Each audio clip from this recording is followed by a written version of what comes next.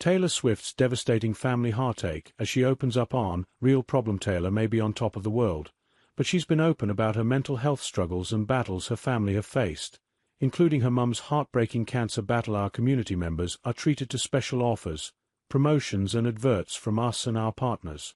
You can check out at any time.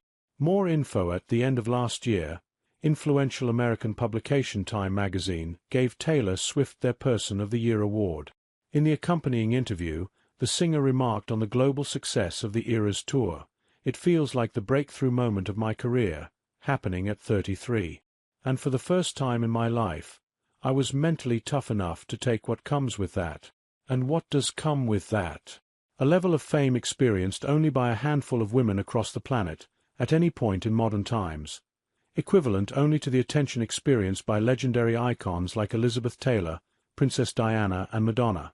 An almost unprecedented level of intrusion into her private life, admittedly fueled by the confessional nature of her lyrics, and of course, enormous pressure not to fade. Over the years, the attention, both good and bad, has had an effect on Taylor's mental health. But from the word go, she has shared her emotions via the cathartic medium of her songwriting. In 2010 she said, "From a young age, any time I would feel pain I would think, it's okay, I can write about this after school. As a young kid, I learned to process my emotions by writing.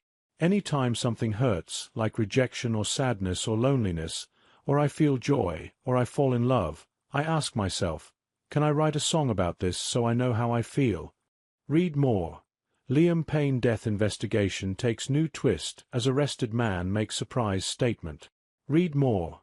Joe Swash breaks silence on social media amid Roe with wife Stacey Solomon.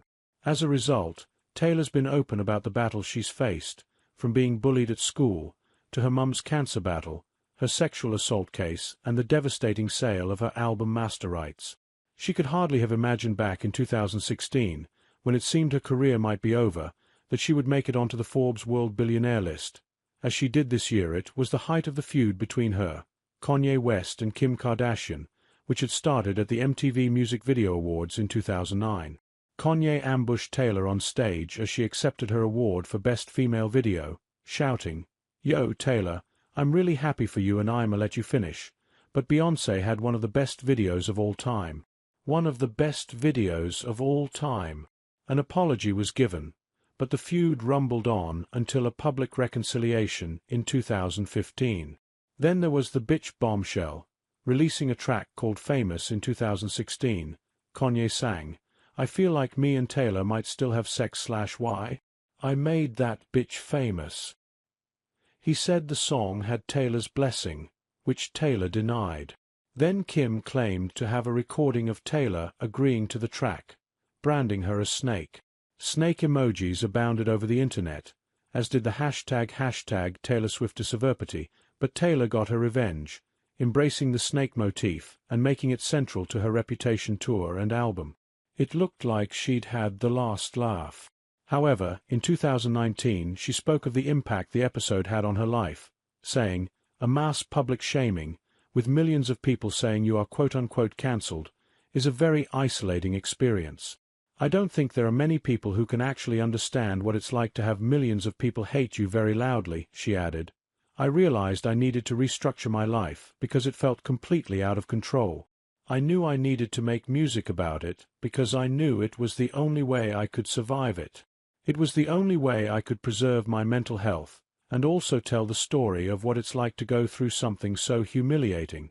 In last year's Time interview, Taylor reiterated, "Make no mistake, my career was taken away from me. I didn't leave a rental house for a year. I was afraid to get on phone calls. I pushed away most people in my life because I didn't trust anyone anymore." That theme of taking back control is one that would resonate through all of her struggles, and her solution to working through them. In 2022, one contemporary, Jessica McLean, claimed, "Most people hated her when Taylor was at Hendersonville High School in Nashville." The singer invited her classmates to the 2009 CMA Awards, but not seemingly as an act of friendship. "She invited us to the CMAs to say F*CKU. And we deserved it. said Jessica. Perhaps the best illustration of Taylor's girl power, however, has been her reaction to losing the master rights to her first 6 albums. In 2019, Scooter Braun bought Big Machine Records, previously owned by Scott Borchetta, and with it the rights to her songs. Taylor had been given the chance to buy the rights, but only if she locked in with Big Machine for another 6 albums. But while she lost the rights to the recorded music as the songwriter, she still had the publishing rights from 2021 onwards. She started to re-record her albums as Taylor's version. The case will be studied by copyright lawyers for years to come, and served as a boost for the rights of recording artists everywhere. Likewise, in 2017, Taylor stood up for the rights of wronged women with her civil sexual assault case against KYGO DJ David Mueller. The DJ lost his job after Taylor's team told his bosses he'd groped the star during a 2013 meet and greet, and he sued her for defamation. Her mother Andrea explained that initially, she and Taylor had wanted to deal with it quietly, saying, "I did not want this event to define her life. I did not want her to have to live through the endless memes and GIFs that tabloid media and internet trolls decided to come up with, doctoring the pictures, and making her relive this awful moment over and over again." By going to court, Taylor made a stand for women who feel unable to report sexual assault. She won, and Mueller had to pay symbolic damages of $1. Taylor's resilience in standing up for herself in the face of bullies, be it school, the record industry or the media, has been boosted by an unbreakable family bond, in particular with Mum Andrea. She calls her mother her guiding force, and says, "She raised me to be logical and practical.